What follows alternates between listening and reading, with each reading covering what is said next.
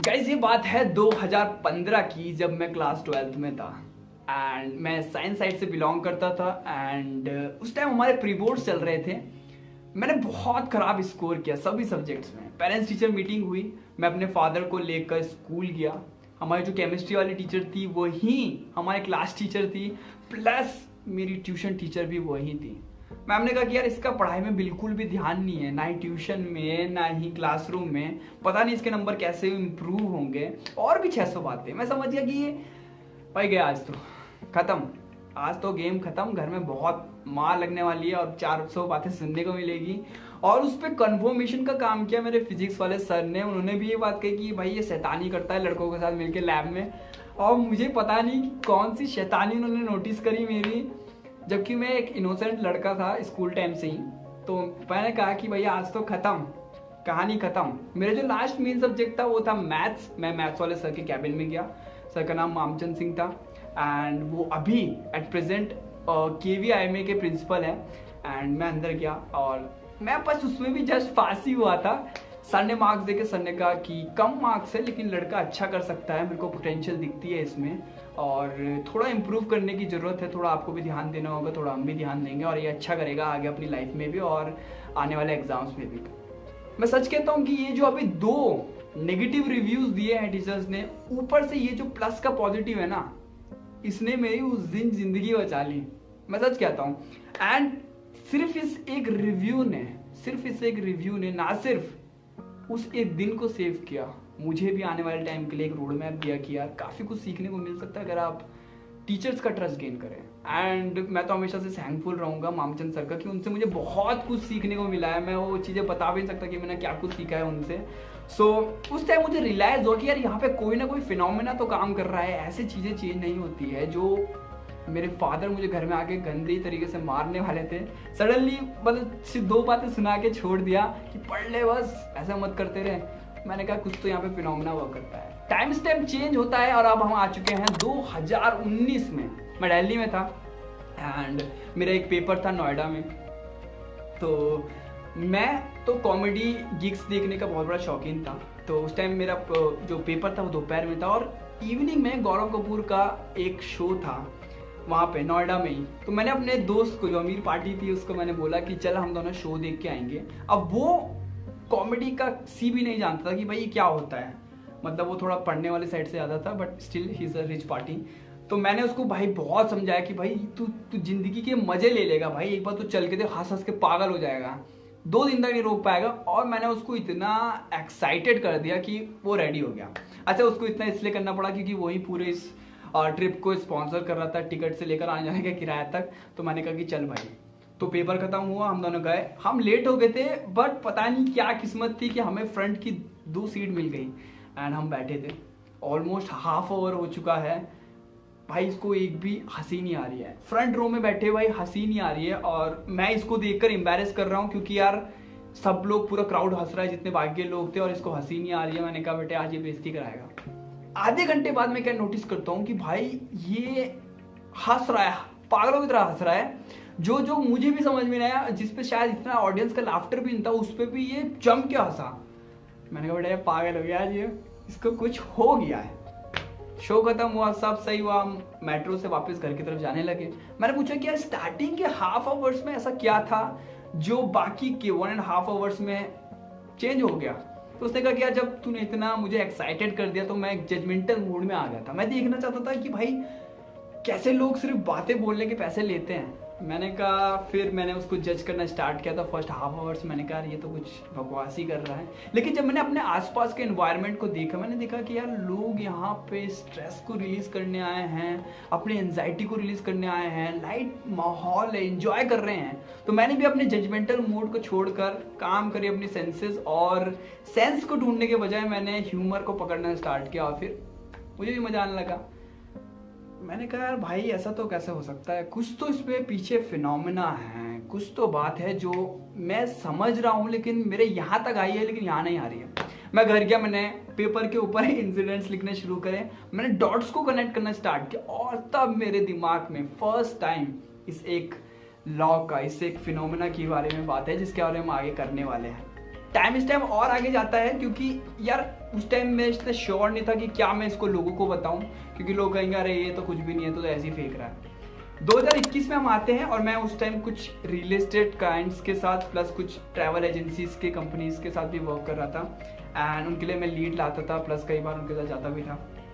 तो मैं सच बताऊं तो उसमें से जो भी उनके ओनर थे, मुझे लगता ही था कि उनमें ओनर वाली कुछ बात भी है, सॉरी टू से, बट मुझे उनमें से किसी में भी वो एक स्पार्क नजर नहीं आता था। इनफैक्ट जब काम मैंने हैंडल करना स्टार्ट किया, उससे पहले जो उनका वर्क था वो कुछ भी नहीं था यार। मतलब आप ऐसा लग रहा है कि आप किसी एक न्यू कॉर्पोरेशन में जाकर ज्वाइन हुए हो जिसका पहले से ही कुछ भी नहीं है, तो आपको वो वाइब नहीं आती है, आप समझ रहे हो ना आप।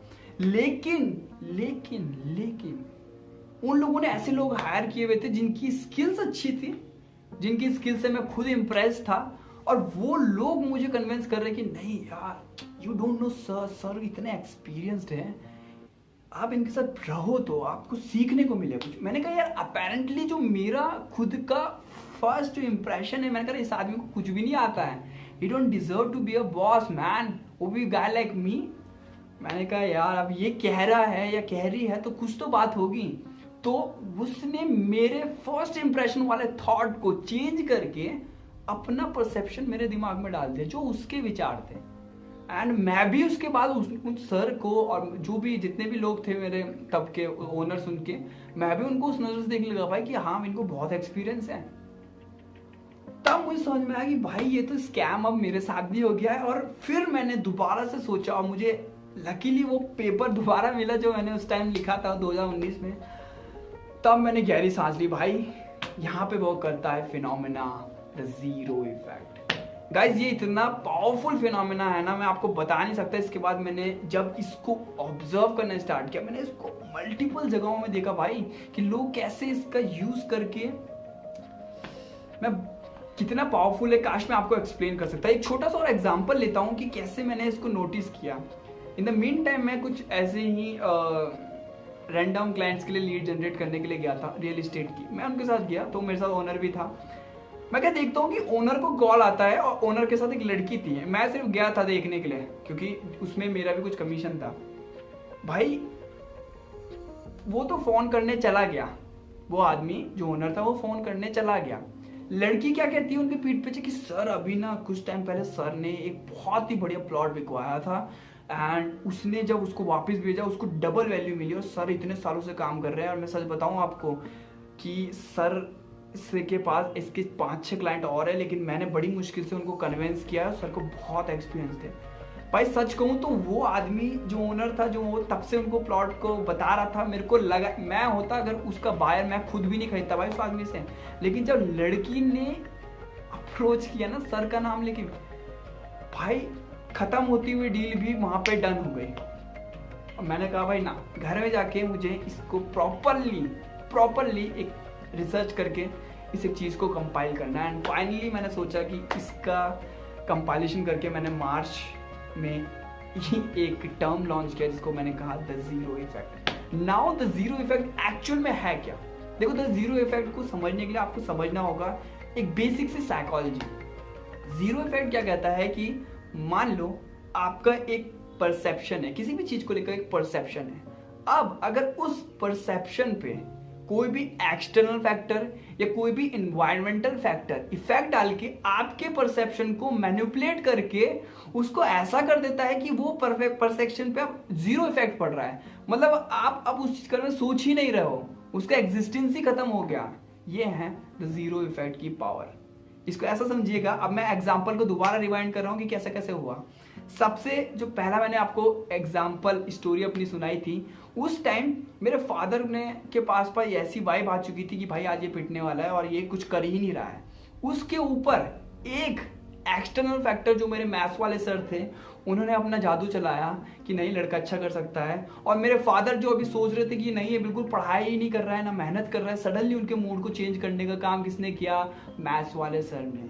दूसरा जो मैंने आपको एग्जाम्पल बताया था वो कॉमेडी क्लब वाला, वहां पे एनवायरमेंटल फैक्टर ने यहाँ पे वर्क किया। वहां पे आसपास के ऑरा ने उस मेरे दोस्त के माइंड को चेंज किया कि नहीं यार आसपास के लोग इतने काम एंड चिल है, तो यार मैं ही शायद ओवर जजमेंटल हो रहा हूँ। तो यहाँ पे जो फैक्टर काम में आया वो था इन्वायरमेंटल वाला।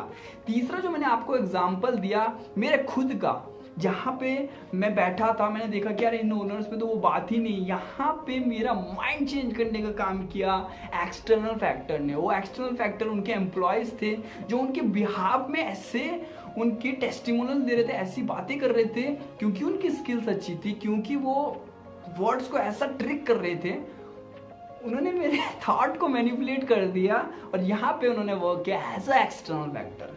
चौथा जो मैंने आपको एग्जांपल दिया अगेन एक रियल एस्टेट डील का, वहाँ पे पूरा का पूरा माहौल ऐसा था कि भाई डील हो ही नहीं रही है, लेकिन अगेन उस लड़की ने एक्सटर्नल फैक्टर की तरह काम करके उस डील को अंजाम में दे दिया। तो ये इतना पावरफुल फिनोमेना है द जीरो इफेक्ट कि यार आदमी जब इसके बारे में सोचेगा, इसमें देखो मैं ये नहीं बता सकता कि आप इसको प्रैक्टिकली कैसे कर सकते हैं। मैं सच बताऊं तो मैंने अपने जीरो इफेक्ट के एक्सटर्नल प्लस इन्वायरमेंटल दोनों ही चीज़ें बना के रखिए ताकि मैं कभी फंसूँ किसी भी भगवान ना करे चीज़ों पे। तो मेरे पास कुछ ऐसे लोग हों जो मेरे बैकअप के लिए मेरे आगे आएँ और थॉट्स को जो एक नेगेटिव वेव होगी उसको मैनिपुलेट कर सकें। तो यार ये तो मार्केटिंग में ऑलमोस्ट मैंने काफ़ी जगहों पे देखा है, बट मुझे नहीं लगा कि उस टाइम इसका कोई टर्म था, तो मैंने इसको टर्म दे दिया द जीरो इफेक्ट। अगर आप इसको यूज करना चाहते हैं तो ध्यान से अपने चीज़ों को ऑब्जर्व कीजिएगा कि कैसे सडनली लोगों के थॉट्स मैनिपुलेट होते हैं। क्या वहाँ पे आपका इन्वायरमेंटल फैक्टर काम कर रहा है, क्या आपका वहाँ पे एक्सटर्नल फैक्टर काम कर रहा है। इसको मैं एक और छोटे से एग्जांपल में कम समझाने की कोशिश करूँगा। कभी कभार ना हमारा मूड बहुत ही ऑफ होता है, इतना ऑफ यार कि हमारे दिमाग में नेगेटिव थॉट्स इतने भर जाते हैं कि समझ नहीं आता कि क्या करें यार। तब हम कभी कभार जाते हैं किसी रिलीजियस प्लेस पर। मैं तो कभी कभार जब बहुत ही मूड खराब होता है तो मैं कभी गुरुद्वारे में चले गया, वहाँ पे आपके जो कीर्तन होते हैं आई थिंक सो वो सुन लिया। समझ में नहीं आता लेकिन फिर भी थोड़ी एक वाइब आती है ना, तो सोचिएगा यहाँ पे कौन सा फिनोमेना वर्क कर रहा है। यहाँ पे फिनोमेना वर्क कर रहा है इन्वायरमेंट का। सडनली आप जो एंटर करने से पहले तक आपके जो इतने बुरे बुरे थॉट्स थे वो सडनली एक पॉजिटिव वाइब में बदल चुके होते हैं, क्योंकि जो फ्रिक्वेंसीज होती हैं, काफ़ी सारी चीज़ें होती हैं ना, वो आपके थॉट को मैनिपुलेट करती हैं। ये बहुत ही पावरफुल है यार। और मैं चाहता था कि मैं चाहता हूँ कि मैं आपको प्रैक्टिकली बताऊँ कि हर केस में कैसे कैसे इसको यूज़ कर सकते हैं, लेकिन मैं मजबूर हूँ। मैं मजबूर इसलिए हूँ क्योंकि यार देखो मार्केटिंग में ना कभी कोई अपने पत्ते नहीं दिखाता है। आपको जो पत्ते दिख रहे हैं ना एक्चुअल में सिर्फ वो खिलाड़ी चाहता है कि आप वही पत्ते देखें। तो मैं भी सिर्फ इतना चाहता था कि मैं आप लोगों के दिमाग में सिर्फ द जीरो इफेक्ट के इस एक लॉ को, इस एक फिनोमेना को डालूं, ताकि आप भी अपने ब्रेन को, शार्प ब्रेन को इसका यूज करें अपने डे टू डे लाइफ में। यार मैं कहूँगा कि अगर आप नॉन मार्केटिंग बैकग्राउंड से भी है तो यार ये इफेक्ट ना भाई आपकी लाइफ में बहुत मेजर रोल प्ले करेगा, जो आपकी लाइफ को बहुत तगड़ी तरह से ट्रांसफॉर्म करेगा। सो प्लीज यूज कीजिए द जीरो इफेक्ट लॉ को। दोबारा रिपीट में देखिए वीडियो को, समझने की कोशिश कीजिए मैंने क्या बात कही है, और आपको एक टाइम बाद पिक्चर क्लियर होने लगेगी। खुद की लाइफ में रिकॉल करके सोचने की कोशिश कीजिए कि क्या मेरी लाइफ में कभी ऐसा हुआ है कि जहाँ पे द जीरो इफेक्ट फिनोमेना ने वर्क किया है। मुझे लगता है कि ये वीडियो इससे ज़्यादा बड़ी नहीं हो सकती है, और मेरे हिसाब से तो यार मैंने तो अपनी लाइफ को सबसे बड़ा लॉ आप लोगों के साथ शेयर किया है। Please if you like this video make sure you also subscribe this channel, and यार शेयर करोगे तो हमें ग्रो करने में मदद मिलेगी। ज़्यादा लोग जितना शेयर करेंगे please also tag me on Instagram, मैं भी आपको अपनी स्टोरी में फीचर करूंगा। I will see the next video, till then अपना ख्याल रखिए और अपनों का भी। देखते रहिए ऑनेस्ट कन्फेशन। धन्यवाद।